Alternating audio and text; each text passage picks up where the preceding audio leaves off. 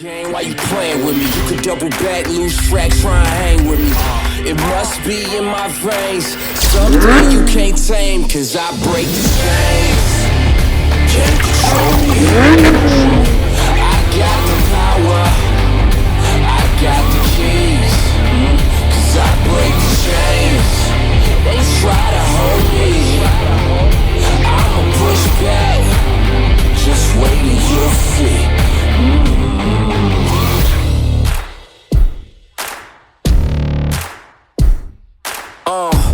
Please excuse me, Your Honor. So this evening, we are here to talk about scaling up. Hey, Sabina, how are you? Sabina, is there a lot of eyebrows here from you? I think there are. Welcome to all of our esteemed guests this evening. And welcome to Future Females. Future Females scaling up, building connections and influence to grow your brand and your business in 2021. Future Females is a global movement, and I see some friendly faces in the crowd who we've hosted at some of these events before, so welcome back. For the ladies and gents that haven't joined us before, welcome. And I hope that you are excited by the panellists this evening, and I certainly hope that you're just as excited by the wonderful partners that we have in the room and that you've had some time to meet, greet, and do a little bit of networking, because ultimately that's what these evenings are about. The Gold Coast chapter is led by Tash Booth and Romy Mayer, and Tash is the Group Development Manager for Frizzell Sunshine Automotive, and Romy Mayer is the Performance Engineer for Red Bull Racing. These two powerhouse women have come together to bring you the monthly events that will accelerate future females on the Gold Coast. We will build momentum, we will build a community, and we are embedding the mission and the values deep within the Gold Coast community of business women to support each other. That deserves a clap, surely. Thank you. So this evening, as I said, we're scaling up, we're building connections. Is that you, Ferrari Yellow? There's always one, don't even worry. I just thought, oh my God, please don't let that be my phone. Mine's probably on. We're building connections and we're influencing to grow your brand or your business in 2021. This evening, we will have inspiration from our three esteemed panellists. Amanda Williams, Director of Yellow Panda. Welcome, Amanda. Tanya, call her Tan. Tan Abbey, CEO of Black Wolf Group. Welcome, Tan. And in the middle, thank you to Natalie Carosi, Managing Director at Lemontree Marketing. Please, a hand for all of our guests. Well, it's fair to say, although at a couple of events ago we decided that we would ban the C word, wouldn't we? But it's fair to say that 2020 was a pretty wild ride. Wrong C word. Where are you headed? What events are you running? Where are you headed? It's because you're in that marketing, you have a very wild imagination. It took you there straight away. Anyway, it was a year that business owners certainly could not have predicted, nor did they expect. It forever changed the landscape of business. And 2021 is a new wave now where we're all looking to a business that involves what we all learnt about ourselves last year. It's personal touch, it's stronger connections, and it's a pivotal way to template 5-step process that was the past in business. Entrepreneurs, intrapreneurs are seeking out knowledgeable professionals who can help them identify with their own paths forward. Because what we know about business thus far has somewhat changed, because what we know about each other has changed.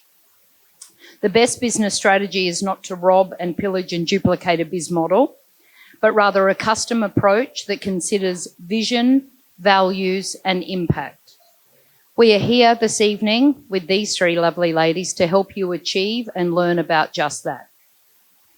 Powered by Neilson Law, our proud sponsor, our three exceptional leaders will deep dive into some key emerging business trends such as social value, social proof, networking, personal branding, and digital marketing to help you build connections and influence and scale up your business or your brand in 2021. So let's start this evening by asking our panellists to introduce themselves, along with highlighting why they are excited to be here this evening. Amanda, may I start with you, please? Of introducing us already, but I'm Amanda and all my friends and clients call me Panda. Excited to be here tonight because I'm really passionate about personal branding, and it is a relatively sort of not a new concept, but I guess a lot of people don't really understand what it truly means or how you really can benefit from it, and I'm very passionate about sharing that with all of you tonight. So thank you. Thank you so much. Please, Hanley. Yeah. I'm Nat. I'm the director and founder of Lemontree Marketing. We've been going for 9 years. Next year is our 10th year anniversary. But yeah, I'm really excited to be here today to, connect with all of you and obviously the lovely panelists and contribute in any way I can with the movement of the future female. So thanks for that. And I hope that, you can get something away from tonight that you can implement in your businesses or your careers. Thank you, Nat. So, firstly, thank you, ladies, for coming, and men as well, but so many ladies here for coming today and booking babysitters and everything else and coming and supporting us. So I'm Tanya Abbey. I'm the CEO of Black Wolf. I started my business with my husband 8 years ago, who's in the corner over there, waving a flag. Can we just say, can I interrupt, please? Yeah. For those of you that haven't been to an event before, what's his name, that guy? The husband. Pete. Pete, where are you, Pete? Pete, welcome. You are our future bloke. Excellent. Because it's not just about the ladies, it's about the future blokes that help, promote, support the future female. So well done to you, Pete. Welcome. Yes. Thank you. Sorry, Tan. No. And I will also embarrass him as well. My very best friend, Justin, who is also a future bloke in the corner. I'm really excited to, share so many, tips that I wish that I had when we first started our business, but also to network with you guys afterwards. So thank you. Thank you so much. Welcome, ladies. Okay, Amanda, if I may start with you, please. We're going to start the discussion with a concept that the audience may or may not be familiar with. Can you talk about social proof and what is the psychology behind that? I'm going to get to that, but one thing I wanted to check first was, can I get a show of hands in the room? How many people have a business? We'll start with have just started a business. Okay. Have a well-established business. Yep, and are thinking of starting a business. Okay, cool. Yeah, that's what I had expected. So the reason I asked is I think all of the panelists can obviously use that information in how we formulate our answers tonight for you. But social proof. So social proof, we pick those words apart. Proof means evidence. Social means this, humans. And humans have a tendency to follow what other humans are doing or trust other humans' recommendations. And a recommendation is one form of social proof. So in business, when we have logos on websites showing different people that we work with, or in PR we have, as seen in this media publication, they all elevate the perceived social proof that you have. And we're always making these decisions, right? So whenever you think of buying a product or service, the first thing you want to do is obviously ask someone's advice or a recommendation. You're going to go search for Google reviews and that sort of thing. So that's social proof in a nutshell. And what about social value, and how does that differ from social proof? So social value is taking things... Oh, look, that's me, the speaker, doing the naughty thing. Social value builds upon social proof. In today's day and age, people want to work with brands and support individuals who are doing things to help their community or to be doing things outside their own commercial interests. So, for example, I'll use my own, history as an example here. The career that I have had today through politics and being in small business was made possible from a lot of the work that I did in putting myself out there as a volunteer. So I was actually a volunteer in surf life saving for 5 years, and I held various committee levels and used to train the senior first aid and all the bronze medallion courses and that sort of thing as a volunteer trainer too. And I actually met the first federal politician at our fundraising awards night. I won fundraiser of the year. That was another thing I was doing in my free time. And so I got my big break and my start in my career off the back of actually volunteering and giving back and, helping the community.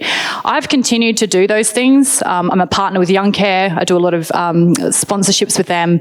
I have various other charities that I support on a monthly basis, like Sea Shepherd, Smith Family, and Soldier On, which look after the mental health for veterans as well. There are other ways people do it as well, like Tan here. She mentors the Queensland small business as a mentor, helping small businesses. So there's also mentoring, volunteering, all of these sorts of things. And these things do come up in business now, because if you're going to go for funding rounds, or you're going to be looking at trying to go for a tender, or even nominating yourself for an award, I guarantee you there's going to be a question asking about what more are you doing to give back to community. And when you show people what you care about, that connects with people who have the same values. And in business, the sooner you can actually connect with people who are on the same level as you and mirror you and are your people, the better business you're going to have, the more you're going to enjoy it, and the more people are going to stick around too. So that, to me, social value. Okay. And this isn't on the questionnaire, sorry, but do you think that that's magnified since the year that we had last year and throughout COVID? Absolutely. I have a quote here about it, actually, that I picked up off the internet the other night, if I can find it quickly.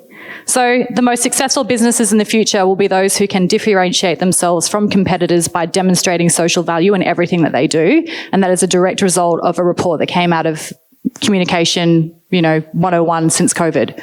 So important. We just can't sit under rocks anymore. We've all got to be doing our thing to help. There's more connectivity to it, isn't it? More care. Yep. And it's not just doing it, right? Because you can go and do all of these things and no one will know about it if you tell anyone. So the idea is that you do these things, but then you tastefully have a way of sharing that with your community online and getting it out there. So we'll talk about that a little bit more later on in some of the other questions, I believe. But yeah, you've got to be also talking about the things that you care about and sharing it on your platform. Okay, so the impact on the business growth, can you give us an example of that? From social proof? Yep. Okay, I've got a little recent example for you.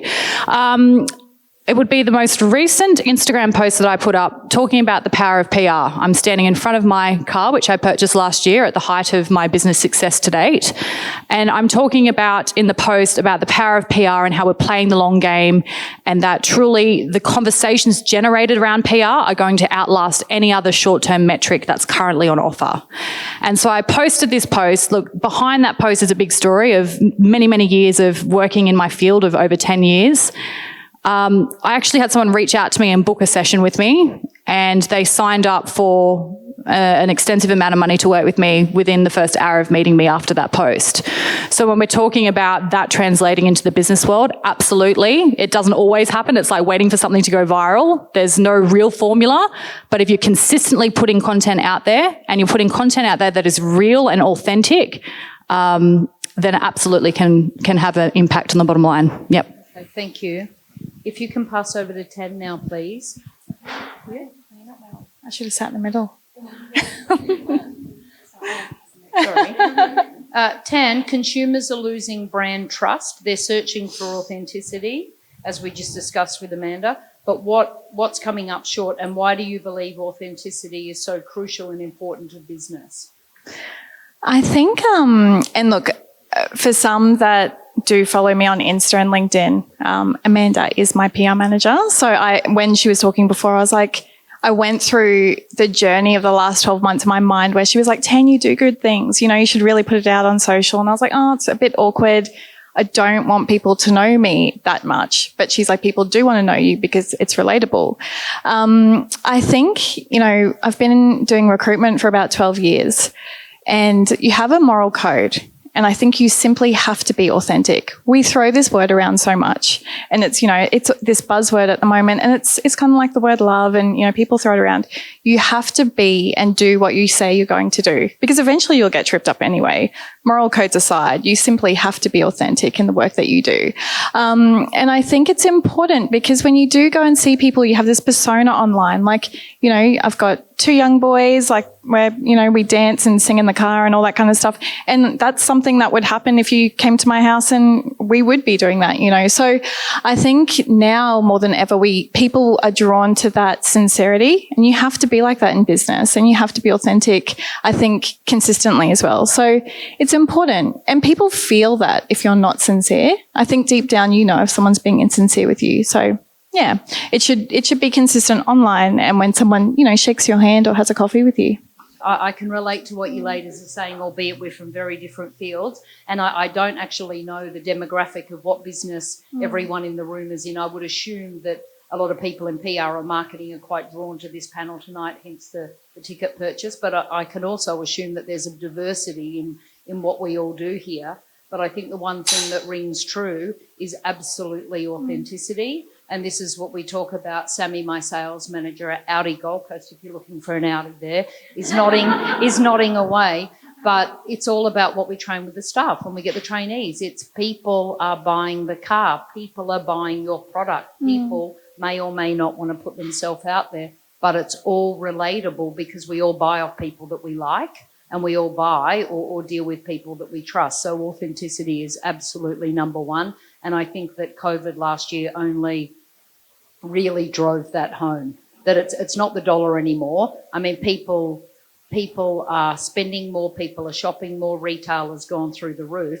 But I still think that the lessons that were learnt last year is having more impact on where they actually spend that dollar because they want to spend it wisely. Absolutely. Okay, if we can move now to Nat, please. Nat, there's a growing consumer trend for connection and marketing, as we just discussed, in this age of authenticity. But how do you do it on a digital level? How can you do it in that world where we're not getting that gut feeling that, hey, you're my sort of person? Yeah.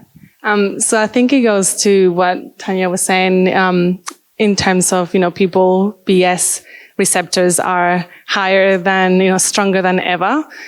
So it really starts with having a really strong brand strategy and brand identity. And when we say brand, a lot of people think, logo, colors. A brand really is what people say in the room when you're not there. So it's all the little things that they gather through, looking at your socials, talking to you, looking at your website, and then they form an idea of what they think your brand stands for, what the purpose is, what your values is. So I think it really starts with that. Unless you have a really strong brand promise and know how to deliver that promise, you're going to come through as unauthentic and there's going to be a disconnect. We find a lot of, entrepreneurs are really keen to get out there and just start selling the product, and they want to jump to the tactics straight away, losing really that foundation. So when you have a really strong brand and you know who your target market is and what they care about and how you're going to communicate it, and you mix that with a really strong digital strategy, that's where really the magic happens, rather than throwing things at the wall and seeing what sticks. So, the values apply the same. You have to be authentic, and people want social good and meaning. And it's not about just ads. It's about communicating the strategy. Okay, and for the show of hands who were starting a business or in the infinite stages of the business, what are the 3 takeouts that you would offer as advice for them to get up and running in that topic? Yeah, so first one, definitely work on your brand and that values and what you really want your brand to promise.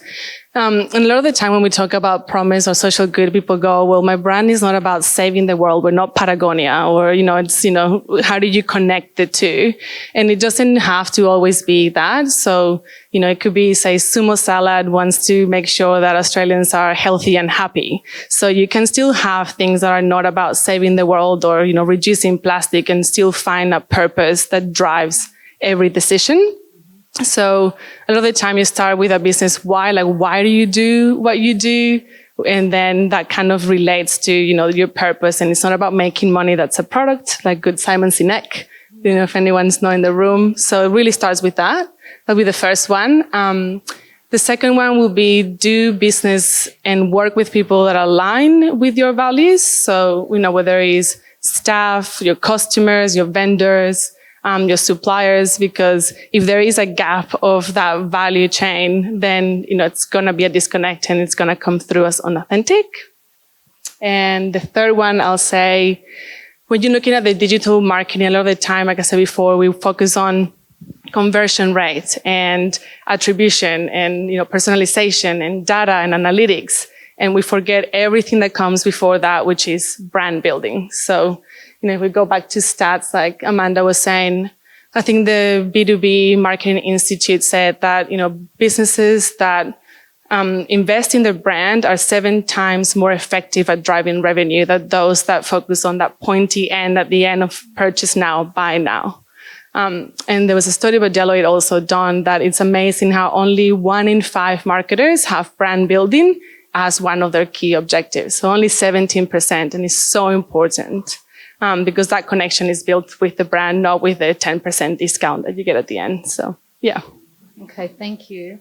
And Amanda, if I may, what about the importance of personal branding, and why is that more important? Those hot boots. I know. It's the hot boots. Did you see those hot boots? Seriously. Personal branding. Yeah. So, Segue. as Nat said, your personal brand is obviously what people say in a room when you're not there. And there's a very interesting workshop that I did in Parliament House just before a big campaign, the 2013 federal campaign, where I had to kick Peter Beattie out of my seats. That was fun for anyone that knows politics.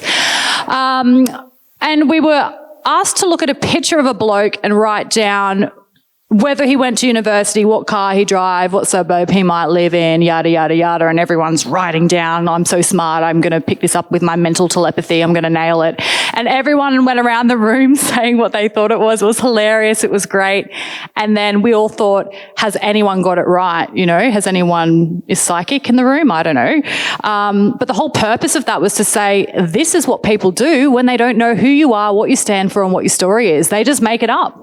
And they make it up based off their own perception or their own interactions with the people, or someone who had the same name as you or had a similar face, or, yeah. So it's really, really important. Your personal brand is your business card. And in today's day and age, with digital media, we are the media. Humans are the media. And you only have to look at the rise of influencers and advocates, the fact that we've got an advocate on the front of Mary Claire magazine for the first time in 20 years, and it's not a celebrity, Australian of the Year. Things are changing. People want to connect with real human beings, but a lot of people don't know who they are or what they stand for or what their brand is. And that's what I love working with people on, because I really can connect with people and draw that out of them. People, it's like simple things like knowing your elevator pitch, or, you know, like some people, they know it, but it's just how do they articulate it? How do they draw it out? And one of my biggest influences is Jessica Zweig. Anyone in the room needs to make sure they follow her. She's based in Chicago. She's a really good friend of mine. I've got her book here tonight, which someone may walk away with. But she is at the forefront of personal branding in terms of the industry, and someone that I've been understudying and drawing so much inspiration from her work with. I'm obsessed with this space. I want to see more people embrace their personal brand. I think it can be one of the single most powerful marketing channels you can invest in. It's going to be around after you're gone. And everything else is just so, we live in a world of instant gratification and everything being so disposable, and the world has too much stuff. So let's make something, let's at least make our brands mean something and have a legacy that can be left behind. And this brings it back to the authenticity state too, doesn't it? Because it's actually demonstrating who you really are, not that person's perception. Yeah, demonstrating who you are, but giving you the permission to be who you are as well. Like when I worked in politics, I wore the mask, the suits, the grey. I had brown hair, you know, I had the corporate panda, the weekend panda. I felt like I wore so many masks and tried to fit into whatever environment I was in. And I remember when I started my business 4 years ago, I had the ultimate permission to just go, and from the logo to the name to the colours to what I wore every day to who I worked with to everything, like full creative expression, to finally be myself. And it is so much more empowering and so much less exhausting to send that same person to work, to home, to your friends, to anywhere. And people, they trust that they get to know the real you because they know you're not putting it on. Like, it's just what you see is what you get, whether it's online or in person. Top tier compliment for me is someone meeting me who's been following me online and going, oh my God, you're exactly the same in real life as I have been watching you online. That's what you want it to be. You want to all marry up. Thank you. Nat, why do you believe in the personal branding matters in the digital age in particular? So like with personal branding, you know, like Amanda said, it's, you know, we do business with people, so not with products. So your personal brand, it's important at the end of the day. If you're not meeting people in person, you're seeing them through socials, through LinkedIn, through the content they put out. So you have that, you know, is where we consumed most of our content. So it's important that what you are behind the screen or through, media, it's what you are as well when you represent. And even to like business to consumer brands, a lot of the time we follow the founders or, aspire or look at the people that are behind those brands that we love. So it's really important that I guess that is also, there's not a disconnect between what your brand is saying that you are in the digital space and then what you're doing in your personal life, because that's, obviously gonna not be good. Exactly. Amanda, can I ask you, Amanda Panda, tell us about Panda. So PANDA is an acronym that I cleverly designed. If you don't mind saying so yourself. So I use it as the basis to the workflow to basically build a strategy, a personal branding strategy for my clients. P stands for plan. So as Nat has said, everything starts with strategy. And I love the analogy before, Nat, when you were saying someone just wanted to sort of pick the bespoke pieces, and you said that you can't just have the bridge without the foundations. So you want to buy a bridge but no foundations. It's literally what happens sometimes. But yeah, so we start with the plan. A is to audit. A is all about going and having a look at how you're perceived online. So turn off all of your, controls on Facebook and have a look at it as if, someone was looking at it from a complete stranger's point of view. Google yourself. Have a look at all of the breadcrumbs that live online and see, is that really how you want it to look? Do you need to tidy anything up? Is it cohesive to where you are going to be in the next 5 years? A lot of the stuff we have on Facebook probably needs to be deleted by now. Let's just be honest. But we don't want to delete our accounts because then that looks shady. So auditing the landscape and the digital footprint. N is about narration. So it's about storytelling. It's about developing the stories that you want to tell, the narrative that you want to put out, and the key messages that you want people to hear and engage with you on. D is to distribute, and that's to talk about where we put it. So we do a lot of traditional PR placing in the media, that you've also got social media, which is basically all the extra little microphones that we have to talk to people all around the world. And A at the end is to analyze. We're big on analyzing. We want to make sure things are working. We don't wait for 12 months' time to see if something's worked. Every month we're looking back to see, how are we tracking. You need to check in. You need to check your metrics. You need to check where you're headed. You need to reset and realign your goals. And particularly now with COVID, things are just so all over the place. I feel like I'm constantly pivoting. Such a overused word, just like unprecedented, but that's the truth of where we are now. Yep. I think it's not unprecedented anymore, is it? Because it just keeps going. If we can pass down to Tan now. Tan, if you can talk to us about networking, and it's not a new concept, but it's so important. A, why do you think that networking is so important to scale your business up? So I have some of my team here, and they are definitely going to hear things that I've said for the last 7 years. I think networking, it's so important when you're scaling your business because you have to be out there. So to give you guys a bit of, number one, well done guys who are starting their businesses, who are in business, who are, kind of new in business, because it's really difficult. But when we first started our business, it was in a really hot office that had no aircon in Brisbane, and we moved to the coast not long after. And, people knew who we were from a recruiter perspective. We knew companies we'd been in, but no one knew Black Wolf as a company. 100 calls a day. Pete was doing 100 calls a day. I was doing the recruitment, kind of running behind him and doing that. We kind of go, the problems that we have now, people are kind of wishing for. Do you know what I mean? So we're so busy now, and I'm really grateful for it. But back then, we had to network, we had to talk to people, and you have to just get out and see people. And I'm talking about a non-COVID world or a post-COVID world. So obviously during COVID, we do have to get on, do VCs, talk to people on LinkedIn, respond to people on LinkedIn as well. I'm sure there's so many beautiful people in here. There's so many connections that you would get from random people that just kind of want to take you out for a coffee. That's not what I'm talking about. I'm talking about really connecting with people. But I think, we really need to network to just get out there. A lot of my opportunities I get are simply from having a chat. No agenda, because I don't have one. I'm genuine. My life is around talking to people and really learning about them and being curious. So, no, it's so important in business. It's important to put yourself out there from a networking perspective. Okay, so that's what works, but when can it go bad? Well, the LinkedIn thing, if you're, hitting people up for inappropriate things. I think, look, when you're starting a business, you're wearing 50 hats. If you're a parent, if you're, committed to looking after someone that's in care, if you're, someone that's depended on from a friend perspective or, sister, brother, whatever it may be.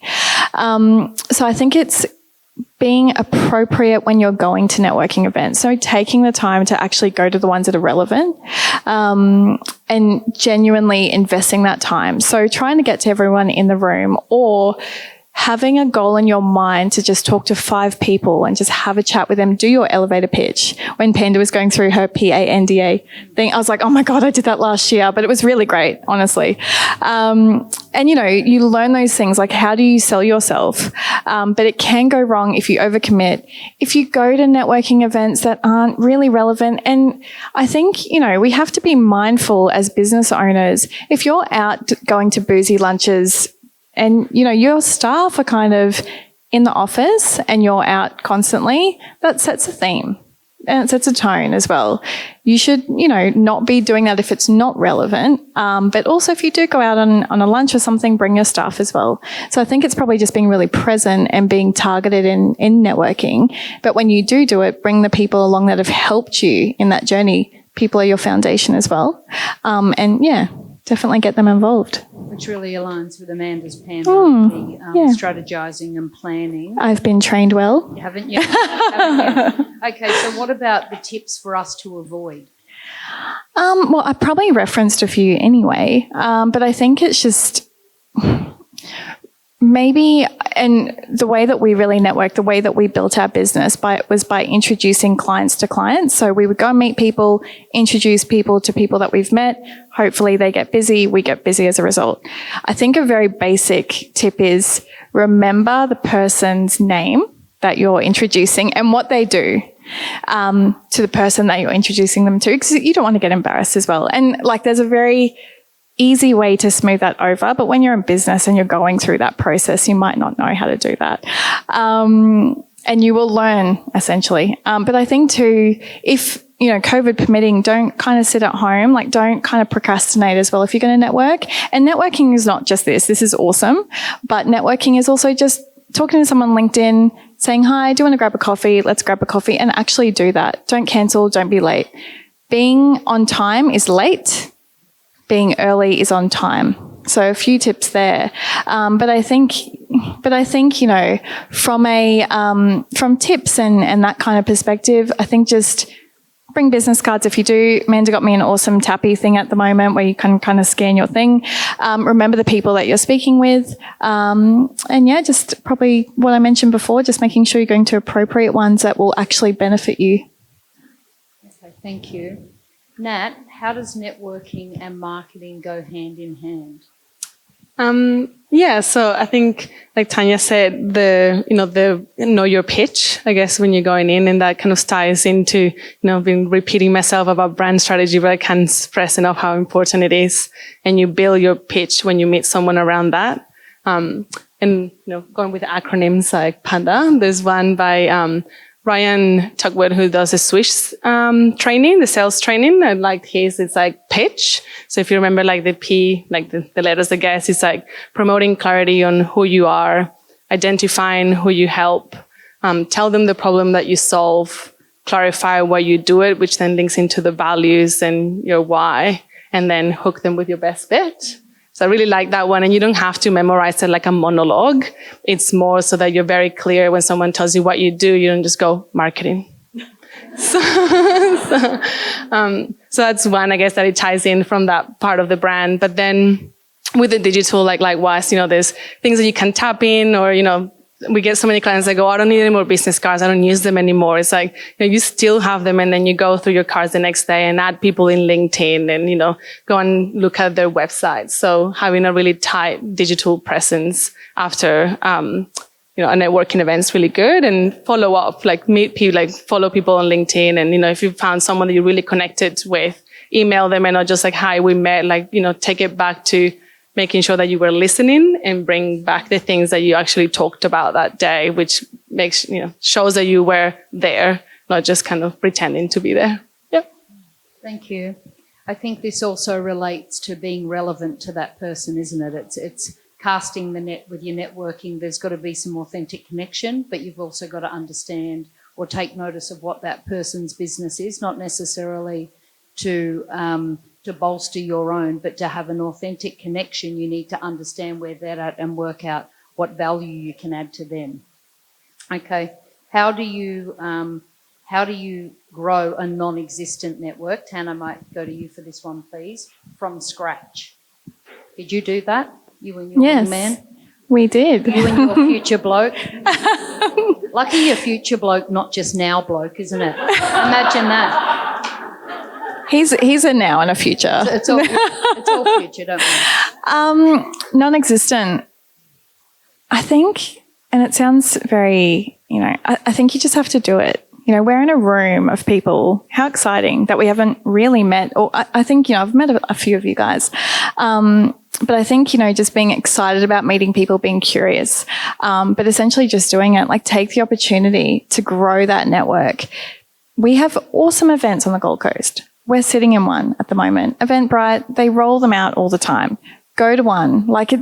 If you can't sell yourself and your business, you need to just get in and do it. Like Amanda and I were just talking about this before. We'll just shake it off, talk, and then we'll continue going on and doing more speaking events. But I think, to grow it, get on LinkedIn, engage with people. We have Facebook, we have Eventbrite, we have, obviously I said LinkedIn, and we have all these groups, especially on the coast, to be able to connect with people, and just talk to people. There's places, so when Pete and I moved down from Brisbane's awesome, but when we moved down here, it was just this great community of people where, they had school events and they were so welcoming, and we did really well here with people because they just opened the doors and they were like, okay, you're part of us.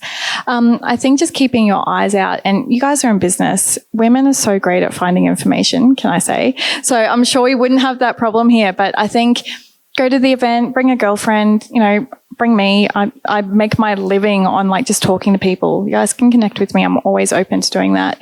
But just have a chat with people and just start. I think that's, just start, add people on LinkedIn. When you add people, say hello and, just say what you do, invite them for a coffee. And I think it's hard to kind of hear, just do it. How do I just do it?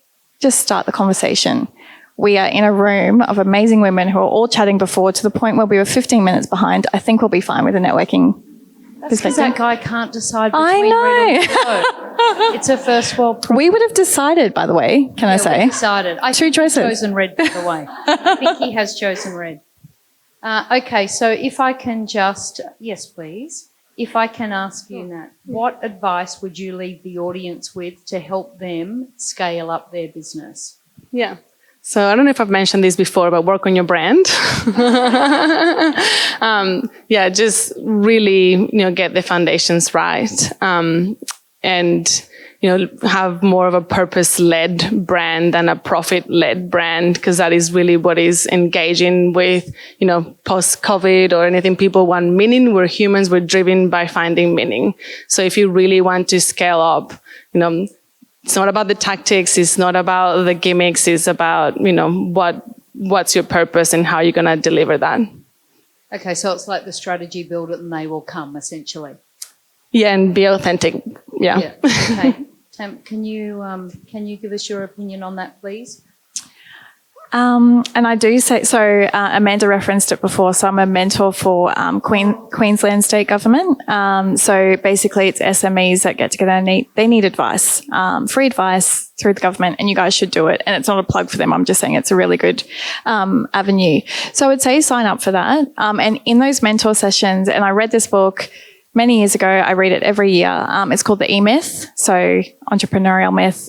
Read it, guys. I'm not going to talk about it too much, but that would have been so helpful to have that. I actually bought it for Amanda a year ago. So we and Bryn and I were talking about it too. So it's such a great book to just help you, and you read it and you go, oh my God, I am doing everything. I probably shouldn't. And I think just ask, we're in a room of people that, you all come from different industries. Just have the conversation and ask people. Don't spend the time to kind of ruminate on things yourself and go, should I have done it this way? Just ask, hey, Mr. Client, how did you feel when I, didn't turn up on time? Or did you like the way I pitched that to you? Like that's the way that we need to get feedback. And it's really difficult to, for me, I'm like, I do everything great.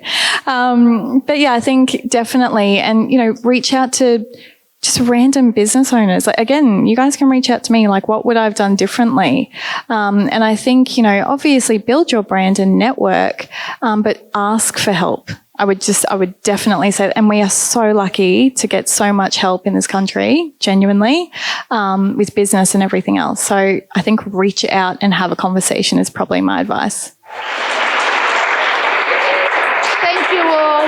Thank you all for coming. The real prize isn't what we just pulled out, as much as we appreciate the sponsors. The real prize is the fact that we all got to meet each other this evening. The real prize is that we jump on Instagram the minute we get in the car and Google each other, handle each other, get each other's Instagram name, follow each other and watch each other grow. And if that's what comes out of Future Females, then I say on behalf of Tash, Romy and the Future Females Auxiliary Sponsorship Team and bar waitress, Carissa, that is all that we want to do. So if that's what's achieved, we're all winning. So thank you for coming. I hope to see you at another event. And once again, please, a round of applause for our three hosts.